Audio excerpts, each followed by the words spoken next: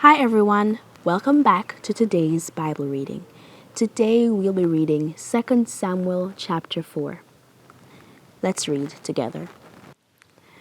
When Saul's son heard that Abner had died in Hebron, he lost heart, and all Israel was troubled. Now Saul's son had 2 men who were captains of troops. The name of one was Baanah, and the name of the other Rechab, the sons of Rimmon the Beerothite, of the children of Benjamin. For Beeroth also was part of Benjamin, because the Beerothites fled to Gittaim and have been sojourners there until this day.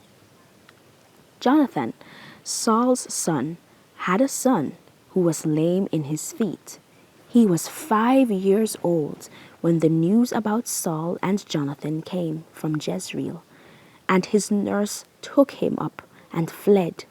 And it happened, as she made haste to flee, that he fell and became lame. His name was Mephibosheth. Then the sons of Rimmon the Beerothite, Rechab and Baanah, set out and came at about the heat of the day to the house of Ishbosheth, who was lying on his bed at noon. And they came there all the way into the house, as though to get wheat, and they stabbed him in the stomach. Then Rechab and Baanah his brother escaped. For when they came into the house, he was lying on his bed in his bedroom. Then they struck him and killed him, beheaded him and took his head, and were all night escaping through the plain. And they brought the head of Ishbosheth to David at Hebron, and said to the king, Here is the head of Ishbosheth, the son of Saul your enemy, who sought your life. And the Lord has avenged my lord the king this day of Saul and his descendants.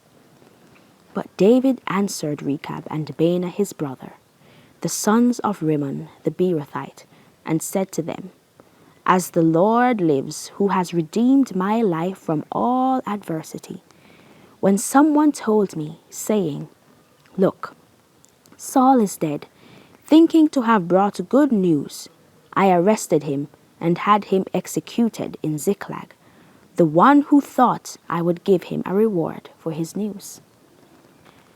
How much more, when wicked men have killed a righteous person in his own house, on his own bed? Therefore, shall I not now require his blood at your hand and remove you from the earth? So David commanded his young men, and they executed them, cut off their hands and feet, and hanged them by the pool in Hebron. But they took the head of Ishbosheth and buried it in the tomb of Abner in Hebron. Thank you all so much for reading 2 Samuel chapter 4 with me. I am Michaeli Foster, and please join me again next time for another reading of God's Word.